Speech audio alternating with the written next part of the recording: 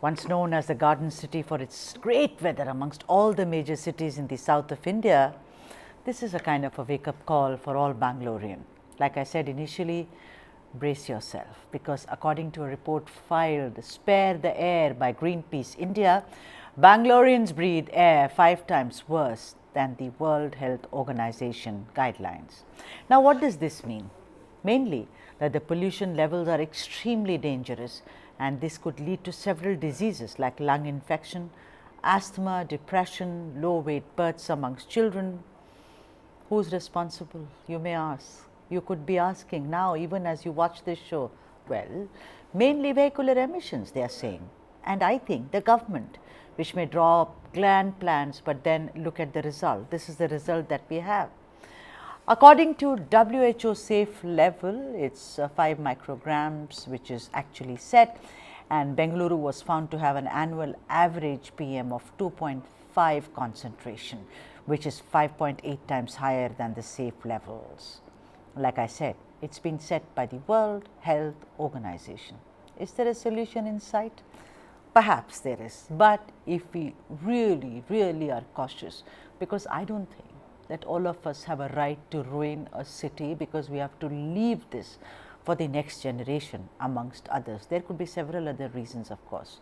Joseph Hoover, what do you make of this report? I am sure that as someone who keeps an a very keen eye and a firm handle over issues which are like this, 5 times more than the average as specified by the WHO. Do you think we were getting there, and today it's out there, we've gotten there? No, this has always been there, Sudha. The last 8 years ago, I remember one of the forest officers, Mr. Sunil Panwar, was telling me that Bangalore is tipping. The PM2 levels of the ppm levels are going berserk, and there'll be no comeback for us. He says this is the sign that, because he's come from Himachal Pradesh, he understands what it is. So he was telling me that. And at that point of time, of course, there was a lot of debate. The Pollution Control Board also was involved in this. But if you look at it, what's happened 8 years ago, we heard about it. Today, we are in the midst of such high levels of pollution. Our air quality index is pathetic. I mean, we are trying to chase the glory of Delhi. Delhi is the worst. A lot of people know about. But where we are going, unfortunate that we are letting this happen. See, it's not that the government is not aware of it. The government is aware of it, but they're allowing things to go berserk. Like if you look at it, when you talk about the vehicular pollution, yes, we are topping it, because the number of vehicles on our roads is the density of vehicles is very, very high. Yes, that is one side part. But look at the way people go about, burning plastic, burning everything that they get. So we have been noticing this. Even recently, we took up an issue just after the World Environment Day. We wrote to the Pollution Control Board, saying that in Hoskur, close to Whitefield, people are burning heaps of plastic every day. Yeah, And the but air is polluted. yeah, sure. You spoke about near Hosur, but Whitefield, you remember the graphite, India case. Yep. I mean, that is citizens movement also, and salute to them that they had to shut down. But is it enough? And that is the whole question, to take all these things, plastic burning, then there is dust from construction, there is of course, vehicular emission. We look at this, these are micro problems. At a macro level, cities which do well, there is constant monitoring, Joseph Hoover. It's not a knee-jerk. It's like the way you said it, I don't mean to really, kind of sit on judgment on you, Joseph, but the way you said, we were getting here, that kind of what to do. It's almost like we have to accept the fate that's been given to us. No, but I was expressing the same. We knew this is happening, and we allowed this to happen. That the government agencies have failed. Exactly. We have a Karnataka State Pollution Control Board. We have all kind of agencies, but still they're not even able to address the situation. Right. I mean, if you look at it, where we are going, it's all, it's a common knowledge today that Bangalore is polluted beyond redemption. You see, there is a new government in place, so BBMP is in focus. There have been a couple of deaths. It rains every year. So you quickly call some officer, shunt them around, you think you've done the duty. So the point is that I think successive governments have not taken it seriously. I mean, who has the right to ruin a perfectly beautiful city, which, like I said, which had the best weather, not just the best weather, but even on environmental parameters was up there. But look at it today. I mean, it's such a pity. Now, Karnataka Pollution Control Board, I mean, I heard it has only 23 units, it needs to increase. But do you think, do they even do due diligence? Do they monitor regularly, Mahesh? First of all, thanks for inviting me to the program. Such a pleasure. Yeah. See, people need to have ground level knowledge. That's most important. See, we can sit in air conditioned offices and make decisions, but it's a whole different ball game. Increasing the number of monitoring stations is great. Fine. Then what do you do with the data? See, let's say, for example, they have a monitoring station in Majestic. There's one on the railway station. So what do you do? Now, if it is showing high numbers, what do you do? We need to understand one thing. Pollution is not only local, it's long distance. Pollutants travel a long distance. A cement factory in Wadi, for example, those particles, depending upon the weather conditions, they can travel all the way to Bangalore. Absolutely.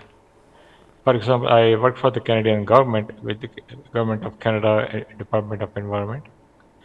We found POPs, persistent organic pollutants, that are banned in Canada. When we did the investigation and the research, we found out that it was coming from China.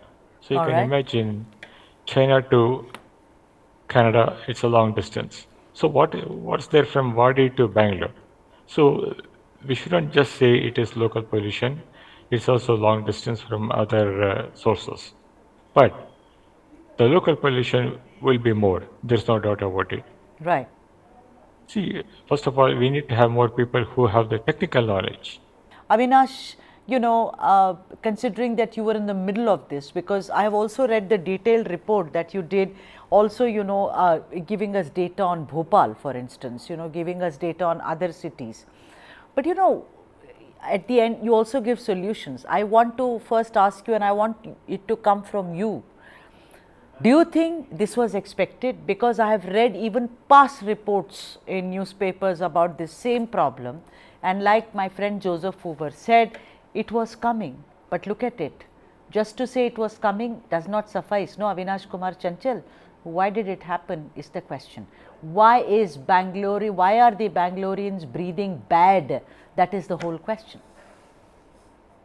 Definitely, what you have already mentioned about the vehicular emissions, and if you see there are various reports, and even the government's own data says multiple times that the transportation sector and burning fossil fuel in transportation sector is one of the major contributor to air pollution crisis, whether it's PM 2.5, and now we also analyzed NO2, and we found that it's also not meeting the WHO standards. And it's very clear that the pollutant like NO2 has a direct... You have to tell people what NO2 is, sir. I'm sorry, because I think that's the way, lots of people will understand. I mean, I'm sorry, I would leave it to you to explain what is NO2 and what does it do. Yeah, so I would start with PM particulate matter. So basically, particulate matter is an air pollutant. Right. And when I'm saying PM 2.5, that means particles less than 2.5 micrometers in diameter are called fine particles, right? And then the NO2 is also another kind of air pollutant which generates from burning fossil fuel, whether it's in power sector or transportation sector. So in terms of to be more precisely, if you say, if I'm saying PM10, that means these particles are less than 10 microns in diameters, about 1/7 the thickness of a human hair. So what I'm trying to say is it's not visible. So when we talk about air pollution, we often, since we can't see it, we consider that there is no air pollution. Yeah, let me ask you something, Avinash. Is it also that, when you say that Bengaluru is 5 times worse than what is considered safe by the World Health Organization, is it quasi-serious, is it serious, or is it really extremely serious, the condition? I would say it's extremely serious, because the problem with the south, when we talk about air pollution in Bengaluru, we often, and the problem with the other cities also, that we often compare the data from the North Indian cities, which is, I would say, a very wrong way to see air pollution crisis. Because when the WHO has revised the air pollutant in 2021, they made very clear that even the lowest level of exposure of air pollution is very dangerous for a human health. Right. So anything beyond 5 is should be considered as a very dangerous Right.